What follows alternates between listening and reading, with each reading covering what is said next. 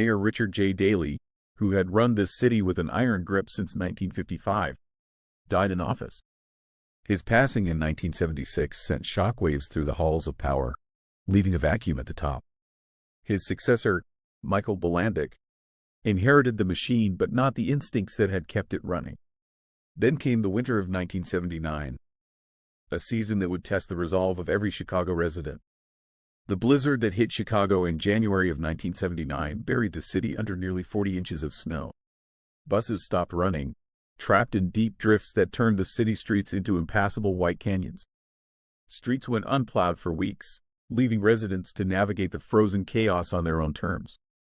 Residents on the south and west sides, many of them black, watched the neglect with growing anger. They saw wealthier neighborhoods get cleared while they waited for help that never seemed to arrive.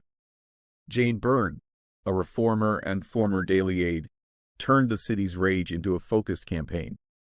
In February 1979, she defeated Bolandic in the Democratic primary, a result that stunned the establishment.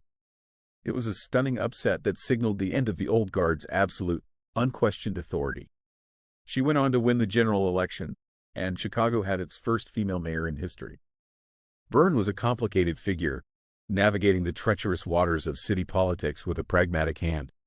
She talked reform but governed pragmatically, often accommodating the same machine she had run against. She made a public point of moving into Cabrini Green to draw attention to the conditions there. The city's most troubled public housing complex became the stage for her most visible political gesture. It was a move that generated enormous press but ultimately provided little in the way of lasting change. But her tenure did one thing that would reshape Chicago forever, proving the machine could be beaten. By the early 1980s, Chicago's black community began moving with a new, undeniable sense of urgency. They had been long organized and long engaged, but they had been long shut out of real power. Harold Washington, a Southside congressman with deep Chicago roots, was being asked to run. He was reluctant at first, wary of the immense challenge of taking on the entrenched political establishment. He said he would run only if the community could register 50,000 new voters to support him.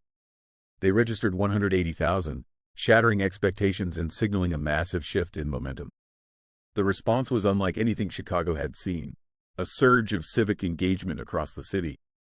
Barbershops, churches, and community centers became hubs of political activity, buzzing with new energy. The future of the city was being discussed in every corner, from the south side to the west side.